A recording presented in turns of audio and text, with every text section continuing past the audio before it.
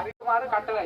யாழ்ப்பாண நீதவான் நீதிமன்றம் இலக்கம் 35 போராட்டில் வேலை பெற்றுத் தருவதாக கூறி பணம் மோசடி செய்தமை சம்பந்தமாக யாழ்ப்பாண நீதவான் நீதிமன்றால் வழக்கு இலக்கம் MC/151/PC/12 உடைய வழக்கில் 2024/12/11 தேதியிலிருந்து சிறந்த பிடியாணை பிறப்பிக்கப்பட்டுள்ளது. அன்றைய தினத்திலிருந்து இதுவரை வழக்கிற்கு சமூகம் அளிக்காமல் தலைமறைவாகியுள்ளதாக அறிக்க முடிகின்றது. அதனால் இவ் நீதிமன்றத்தில் தோன்றுமாறான பிரகடனம் காட்சிப்படுத்தப்பட்ட தினத்திலிருந்து 30 நாட்களுக்கு மேற்குறித்த பெயர் குறிப்பிடப்பட்ட நீர் 2026/4/29 தேதி முதல் யாழ்ப்பாணம் கௌரவ நீதிமன்றத்திலோ அல்லது யாழ்ப்பாணம் விசேட குற்ற விசாரணை பிரிவில் போலீஸ் நிலையத்தில் தோன்றுமாறு 1979 ஆண்டில் 15ஆம் இலக்க குற்றவியல் நடைமுறை சட்டக்கோவை 61 ஆ பிரிவின் கீழ் பிரகடனம் செய்யப்படுகின்றது. அவ்வாறு முற்படாத சந்தர்ப்பத்தில் மேலே பெயர் குறிப்பிடப்பட்ட தங்களுக்கு சொந்தமான அசைவுள்ள அல்லது அசைவற்ற ஆதனங்களை மேற்குறித்த சட்டத்தின் 61ஆம் பிரிவின் கீழ் கைப்பற்றப்படும் என பிரகடனம் செய்கிறேன். நீதவான் நீதிமன்றம் யாழ்ப்பாணம். නියෝගය විදේශ රැකියාවක් ලබා දෙන බවට පොරොන්දු වී මුදල් වංචා කිරීම සම්බන්ධයෙන් 2004 12 11 දින අංක 35 භුවනේශ්වරී අම්බාල් පාර 36/18/22/508 වී එරෙහිව යාපනයේ මහේස්ත්‍රාත් අධිකරණය විසින් අත්අඩංගුවට ගැනීමේ විවෘත වරෙන්තුවක් නිකුත් කර ඇත. 27/15/1 නඩුව සම්බන්ධයෙන් එදින සිට ඔහු නඩුවට පෙනී නොසිට පලා ගොස් ඇති බව දැනගන්න ලැබේ.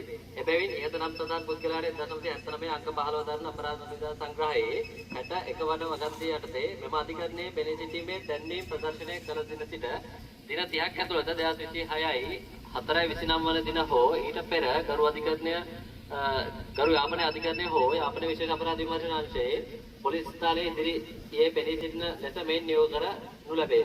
එසේ කිරීමට අපොහොසත් වුවහොත් ඉහත නම් සඳහන් පුද්ගලයන්ට චංචල හෝ නිශ්චල දේපල ඉහත පනතේ 61 වන වගන්තිය යටතේ රාජසත්ත්ව කරන බව මේ ප්‍රකාශ කරමි.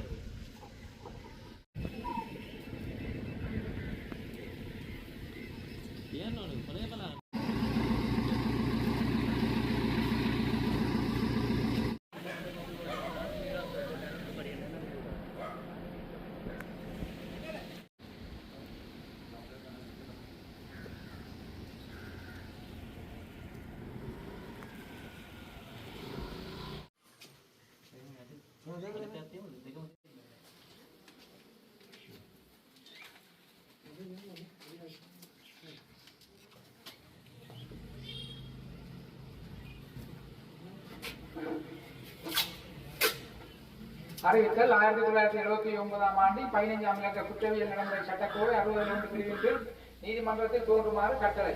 யாழ்ப்பாணம் நீதவான் நீதிமன்றம் இலக்கம் 30